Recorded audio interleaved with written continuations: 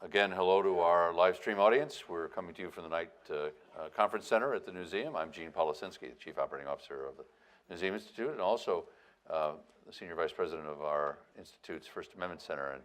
And joining me today is Richard Prince, who writes the national column 3 times a week called Journalism for the Maynard Institute. And we're going to talk for a moment about something in the context of the Parker Lecture.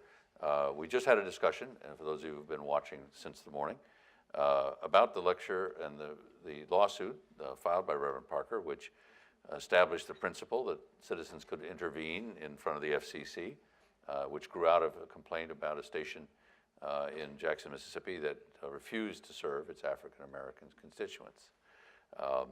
And then the resulting change in the license holder for that station, and then really, in some ways, the beginning of media ownership by minority groups in America of mainstream media, although there had always been some ownership, particularly in radio. And then we're going to look at that in really the context of the presence of media of all kinds of minority journalists today in an increasingly diverse culture. First of all, I've always thought it interesting to ask how many of you are there who write about diversity in media? Very few. There it's not generally a priority among many in the media. In fact, that's one of the reasons my column was started, because Doreen Maynard, who was the CEO and president of the Maynard Institute for Journalism Education, kept seeing news events happening about people of color, journalists of color in the media, and not being reported among the media blogs. And so she asked me if I would do that, and that was back in 2002, and so I've been doing it since then. You know, I'd say at least since 1975, I believe, the American Society of News Editors began to look at the proportions and began to do surveys of the presence of minorities in the American newspapers at first, and now it's sort of taken on a larger cast. But I will tell you, my moment of awareness, I guess, came, and I don't know if I've ever told you this. I went to work at my first newspaper in a small town in central Indiana, about 4 or 5 hours from where I grew up. And this would have been, I might as well fess up, 1969. And I was looking at papers from 1963 or 4, as one was wont to do then, to find some bit of news. And I came across a 6-day daily, circulation all of about 6,000 strong in this small paper. And I came across the edition from just a few years earlier, in which I turned through the paper and hit the last page. And there in the upper left-hand side of that page was, in I think 1963 edition, a column called Colored Notes. And it was the news of the African American community, whether you were Nobel Prize winner, I suspect, or having just been sentenced for some horrible crime. It was everything. It was church news. It was social news. It was those little 3 dots on who traveled where. And I went to the editor, and in the way that one can only just sigh, this was somewhat progressive, because there had been no presence of African Americans prior to that generation of editor. And I looked at that in 1969 and thought how the country had changed. Mm-hmm. Right. But I hadn't seen any change in the industry I was about to join. And then there was a lot of enthusiasm. You've been documenting the changes and the presence. Right. And I have to say, in the last few years, I've seen it slide backwards. Is that a fair assessment? Yes, it is fair assessment. A lot of that has been due to the changes in the industry and all the layoffs and buyouts and all of that, which have disproportionately affected the journalists of color. But a lot of it is also diversity fatigue, quote unquote.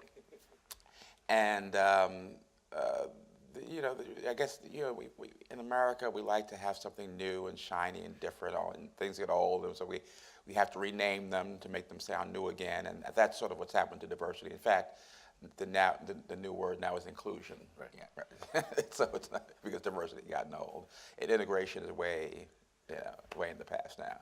But yeah, that's happened, and It's unfortunate, but I think that there is, in terms of this new media, a great opportunity that lots of people are seizing on to get their views out. And so you can find a wide range of opinions, if not necessarily news, because of the internet and blogs and all that. And because of social media, the people who are reporting news of people of color can spread that instantly by Facebook and Twitter and all the other social media, so that people are not as dependent upon your local newspaper to give you all this news. I think the only place where that's really not as true is on extremely local news. In fact, there was a survey that just came out from the Maynard Institute and others that talked about how African Americans and Latinos least trust the news media when it comes to local news, because they don't see news of their community, their immediate community reflected. The numbers. Where are we with just the sort of engagement and numbers in terms of the profession? It's about, in terms of the proportion of journalists of color in newsrooms, but from AS&E, as you mentioned, it's about 13%. And that compares with about 33% in the general population. And as you mentioned, the news industry back in 1975 set a goal that they wanted to have parity with the general population by 2000. That didn't happen. So, so now they reset the goal for 2025, and that's where we are now. And it's just inching. It's not really, the needle's not moving. Do you think that the decline in pure numbers of minority journalists is purely economic? Is it a representation of the fatigue aspect that you talked about? That's I see that represented in the lack of training, the lack of commitment by some journalism groups to sustaining traditional programs to recruit people of color into the profession. But is it really just driven by this economic thing, or do you see a echo of the earlier years when it was an intentional racist decision? Well, I wouldn't say it's an intentional racist decision, but it's economic in lots of ways. Number one, there was a period where the thing to do was to appeal to suburbanites, and so a lot of papers expanded their suburban coverage and decreased their city coverage, which is where a lot of the people of color are. And even in 2014, you see some newspapers moving out of the downtown area. Newark is the latest example. They took the name Newark out of the Star Ledger's name quite a while ago, and that was a trend for a while too. Let's get the name of the city out of the name so that we can appeal to these suburbanites and reach a broader audience. So that was one of the things. The other thing is a lot of people just don't get it, basically, that the nation is changing demographically, and that the minorities are going to become the majority, and that's where the money is going to be. So I think those are, and also, but I do want to point one thing, and that is that coverage of people of color is not just the responsibility of people of color. And sometimes people of color aren't even the best people to do the reporting because they're not the best reporters available. So what's more important, I think, is cultural competence, and people who can go into a community or have enough knowledge of the community and its culture and get it and report fairly about it. We just had a great example of this at the New York Times that you probably know about the Shonda Rhimes example, where the TV critic Alexandra Stanley wrote about Shonda Rhimes and her newfound, she's just a wealth of creativity, and has this Thursday night block mapped out on ABC with Scandal, and then the new one with Viola Davis, blah, et cetera, et cetera. But she framed the story in terms of Shonda Rhimes being an angry black woman, quote unquote. Which was the very phrase. Right, the very phrase. And she then said she was trying to pay Shonda Rhimes a compliment by saying that all of these things prove that was not the case. That was not what Shonda Rhimes was about. But the very fact that that's the first thing she thought of was evidence that she just didn't get it. And that was not that that wasn't bad enough, but of course that went through all the editors at the culture section of the New York Times, and it showed that they don't have cultural competence either. And then even the editor, Dean Baquet, who is the first African American editor of the New York Times, he defended the piece by saying that, well, it didn't come off as she intended. She really had good intentions. And if you look at the whole paper that day, you will see that there are many stories that reflect positively on African Americans without realizing that that's not the way people read these days. They find the story and then they forward it to their friends or they call it up on the internet and they don't see Particularly what's online, you see right, that exactly. single story. Right, you don't, you're not seeing what's in the rest of the paper. So a lot of it is not just ethnicity and race, it's whether you get it. One of the themes of today's multiple programs has been the intersection of an organization and social action, and how does one blend those values and produce positive social change. I think there's been a task, a burden, a challenge, a role assigned to many minority journalists that you're here representing this particular community, Native American journalists, you go out, and at times also an expectation from the community that you will be that Right. advocate, that Right. You have your sort of day job and then you have this sidecar job. Right. Is that still the case for people of color who go into the news media, and should it be in your view? I think it should be, yes, because that's why we're there in the first place. The increase in people of color in newsrooms happened after the riots of the late 60s. And the only reason that there was this great rush to hire us was because the news organizations found that they could not get into some of these communities without having people from those communities on their staffs. So yes, I do believe that there is an obligation there. But everything is cyclical, as you point out.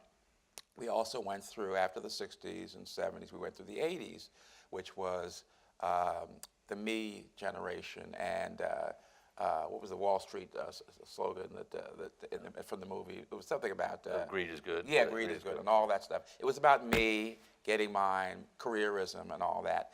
And then there was a drop-off in that kind of sentiment. And so people felt that, I'm here for my career, and that's it. That's receded now. I think you have a mix of both. I think that people of color should be encouraged to just follow whatever they're interested in, but also have that responsibility.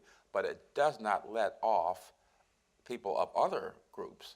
And you do have some people who care passionately about the disadvantaged, the people who do not have access to power as passionately as everybody else. And so I think that's a good thing. One thing that I wanted to touch on today, again, particularly with I think it's 5,100 churches in the UCC, and then, the idea of church as either an institution or a sort of presence in faith, if it's not a physical building, being so broadly defined and present in people's lives. There's another part of media that hasn't always been at the forefront that had a tremendous impact within communities, and that's ethnic media. And I'm just curious, from your perspective, I hear two things. We have an exhibit on ethnic media, the history of ethnic media here, and I hear it belongs to another age. It belongs to an age of non-inclusiveness, non-diversity. And then I also hear that that's absolutely, in an internet age where communities are created in the virtual world, that this is a tremendously vibrant industry, or should be, and maybe is. Where are we on that sort of I think both things scope? are Really? true. Yeah. I think that the legacy, what they call the legacy media, meaning newspapers, are struggling to catch up and get with where we are now in 2014. But on the other hand, you have what they call Black Twitter and all these social media, in which people are just very vibrant and up to the minute and spreading news so fast that it's hard for others to catch up. So we have both things happening at the same time, and we have all these blogs and websites that caters to niche audiences. That's a good thing, except the fact that it's hard to make a living economically now because of because they don't have the advertising and the backup that a mainstream news organization would have. But yeah, both things are very much in evidence. And in some ways, the fact that you can go on and write a blog expressing your opinion is a challenge to the mainstream news organizations, because it used to be that they were the only game in town. Now, the young person that says, I've got something to say, and sees a roadblock in the mainstream media can say, well, the heck with you, I'll just write it on my own blog. You know, that raises an interesting point. When they write those blogs, what's the subject matter of much of this? You know, we don't want to just deal in numbers of blogs or you know, the quantity.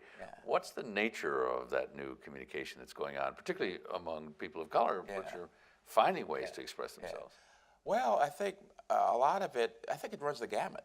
A lot of it is on the news, you know, Ferguson or ISIS or just whatever is going on.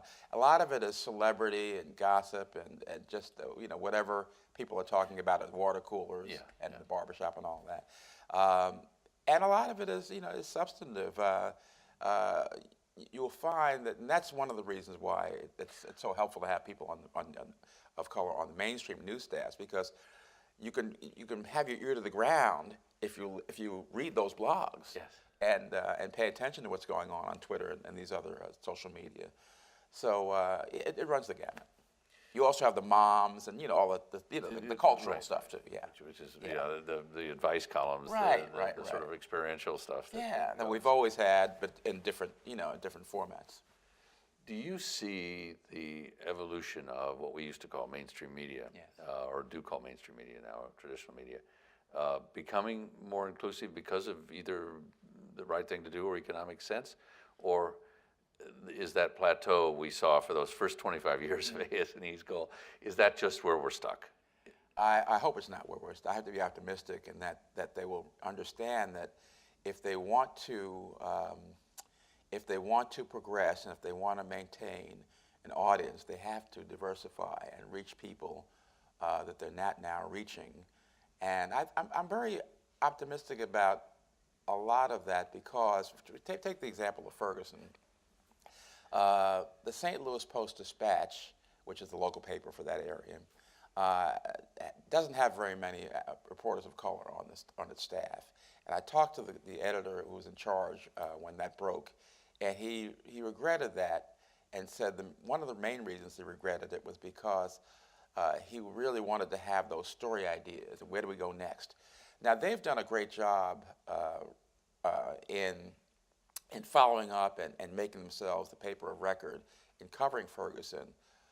And I was interviewed by a British radio show right after that and said, well, aren't you angry that you know, the St. Louis Post-Dispatch only has a few blacks and this great story is happening? Shouldn't we all be upset about this? And I really wasn't, because people are not going only to the St. Louis Post-Dispatch to find out about Ferguson. What happened was all the other news organizations that had journalists of color on the staff were sending them to Ferguson. And journalists on their own were going to Ferguson to do the reporting. They say, well, this is where the news is, this is where the action is. I've got to be there and see for myself and put my spin on it. So with all of the, as I said earlier, with all of these venues available, I think we're better off. And people, if they don't find it in your paper, they're going to find what they want someplace else. Another website. Right, exactly. And there was another aspect to that, and I'm curious how it fits into your view of journalism writ large.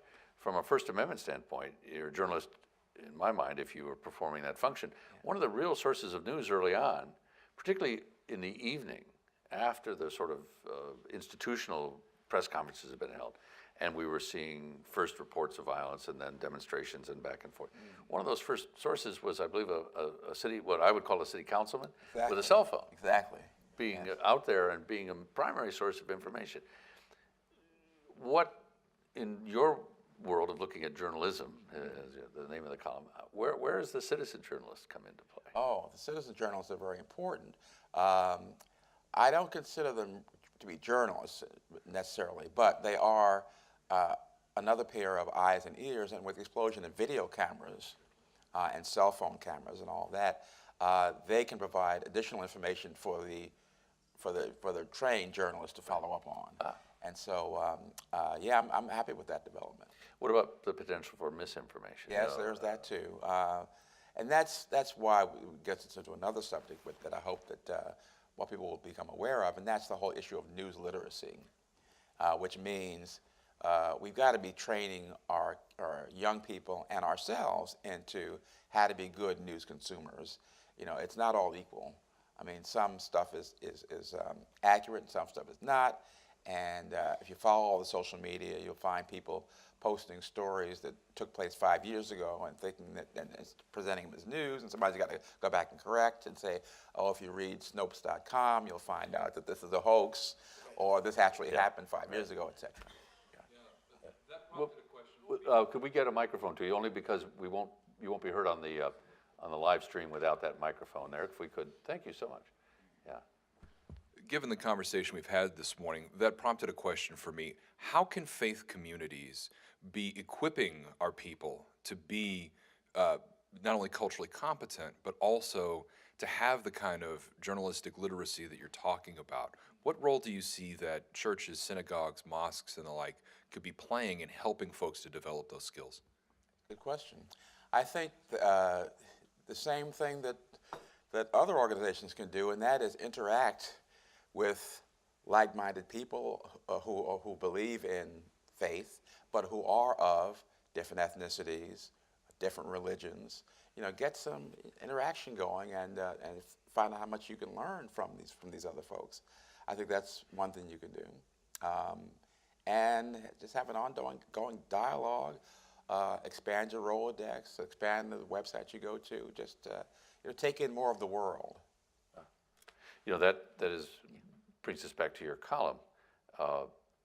I find it reading it that I see discussions that just I don't hear anywhere else about the kinds of changes in our industry, decisions that are being made. Is it just a cultural blindness on the part of a lot of mainstream media? I mean, you can't possibly, I think, be in the news business today without realizing the increasing diversity in our society and this majority-minority society that's coming. Right. And yet, not only the numbers lagging, but the subject matter occasionally. Yes. I mean, I have to say, if you go to Richard's column, you will find, I would guess, 80% of that content is in your column, and not really out there in the rest of media reviews, and it's an extraordinary thing. And he does this week after week. Why not this focus, this other awareness? Maybe not the depth, maybe not the length, but why not just even an awareness of these subjects? That's a good question. And not that I want to get away from you. No. You've got the exclusive right now. Well, that's an interesting observation. In fact, I have to plug today's column because it's about a new book that came out about slavery and about how the importance of slavery to the American economy has just been grossly underestimated. It's written by an economist at Cornell. And it was reviewed in Sunday's Times, New York Times.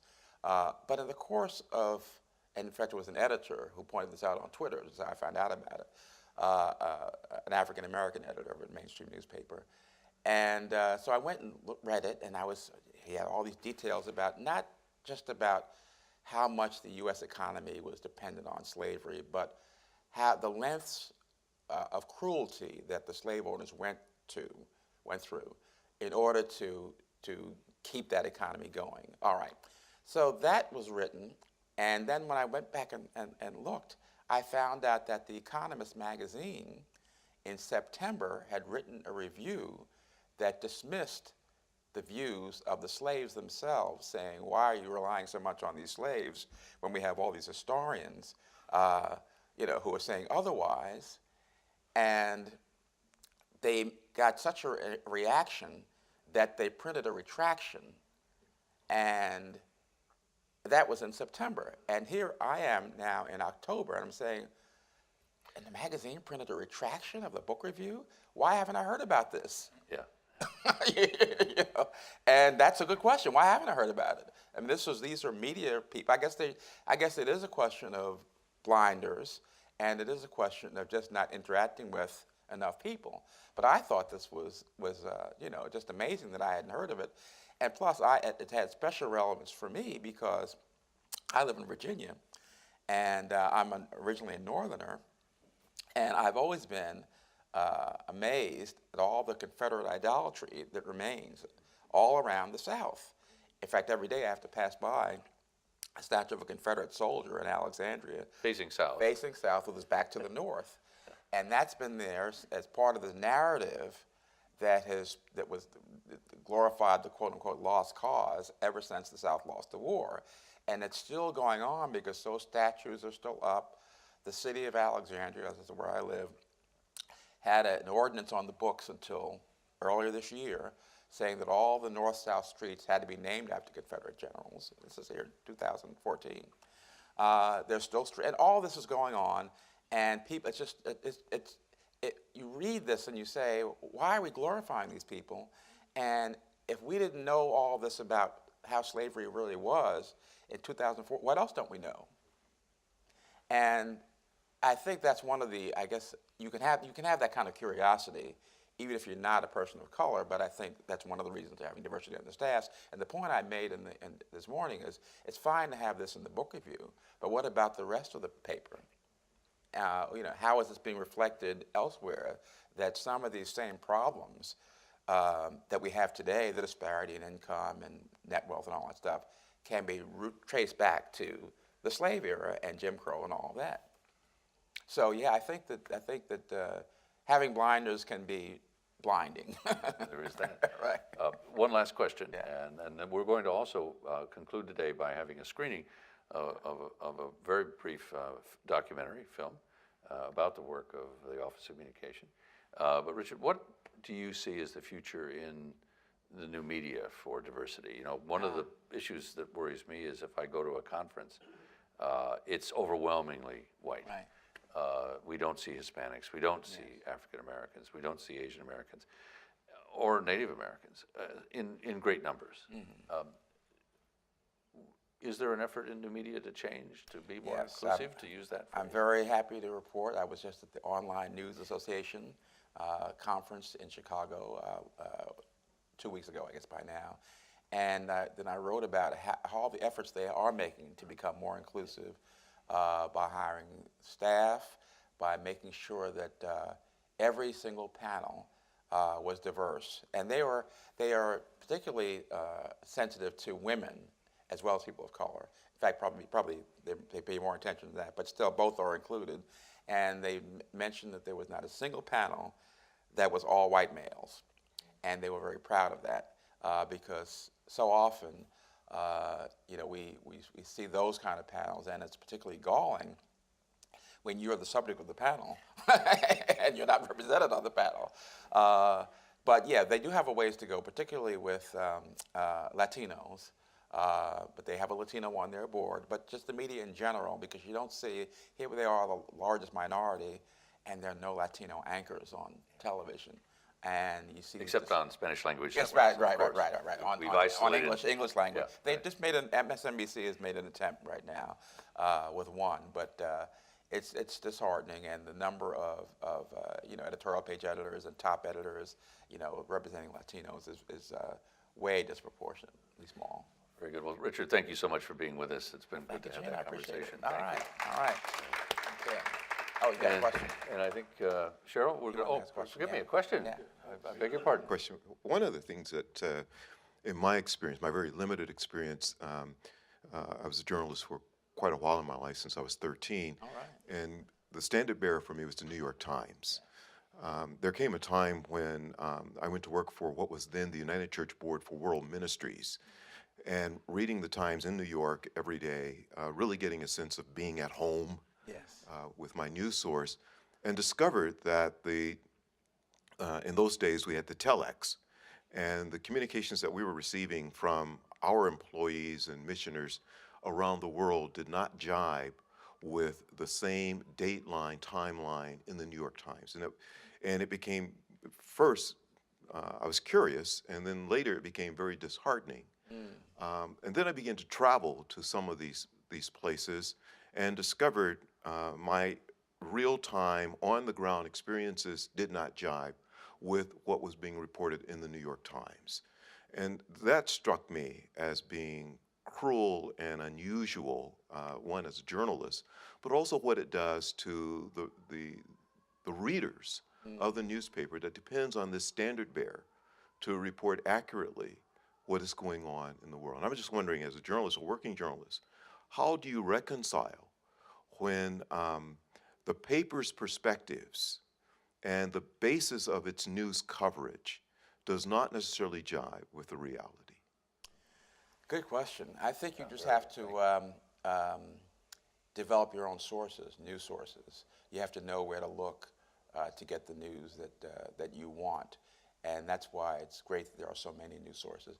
On that very point, the organization that Gina and I are both members of, which is of editorial writers, it's called the Association of Opinion Journalists, go to the State Department every year, and we get briefed by the people who are responsible for various parts of the world.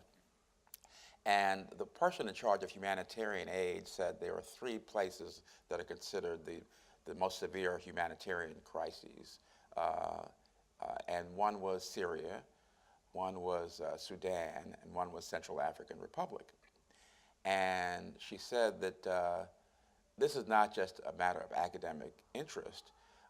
If you don't get the news media's attention, you don't get the attention of the non-governmental organizations who can go in and help those people, and they die needlessly. And so it is important for the people who are in charge of foreign news to be able to reflect accurately what is going on in the world. Unfortunately, so much of that depends on access, and that's why you don't find much news about the Central African Republic, because it's hard to get there. It's not happening in New York or some other major media market.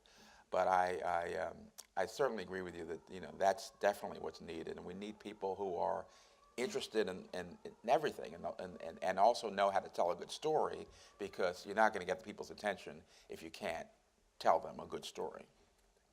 So, yeah, thanks. Well, for those of you watching on the live stream, and you may have heard that little klaxon in the background, and I'm told that that is actually a fire alarm in the building and that we're going to have to leave for a time.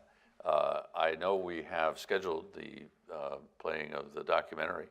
For those of you online, when this is posted, you will find that playing at the conclusion of our program.